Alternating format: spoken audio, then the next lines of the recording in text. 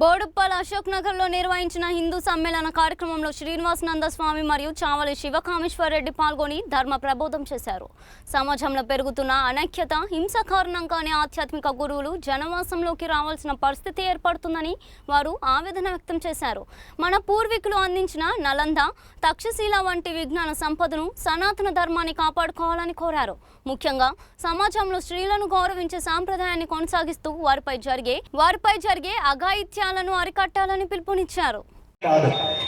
భారత భూమిని మాతృభూమిగా భావించి ఇక్కడి పూర్వీకుల వారసత్వాన్ని, భారతీయ సంస్కృతిని గౌరవించే ప్రతి వారు మాత్రమే కాదు, అన్యాయాన్ని ఎదిరించే ధైర్యం, సంస్కృతిని కాపాడుకునే దీక్ష, సర్వజన సమభావనను చాటే విశాల హృదయం అని అర్థం.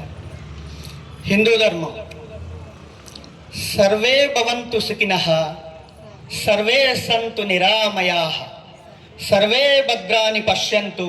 విలువలు, సనాతన ధర్మ విలువలు ఇవి ఏ కాలంతో కూడా మారవు. సో కాలంతో మారని ధర్మం ఏదైనా ఉంది అంటే అది మన సనాతన ధర్మం.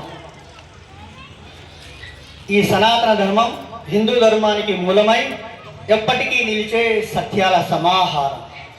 సనాతన ధర్మం విశ్వశాంతిని, సత్యాన్వేషణ, సత్యం మాట్లాడటం సనాతన ధర్మం, ధర్మంగా నడుచుకోవడం సనాతన ధర్మం, న్యాయంగా ఉండడం సనాతన ధర్మం, అవినీతి చేయకుండా ఉండడం ప్రకారం జీవించే వ్యక్తి అని అర్థం. భారతీయ సంస్కృతి, వేదాలు, సంప్రదాయాలు అనుసరించే వ్యక్తి అని అర్థం.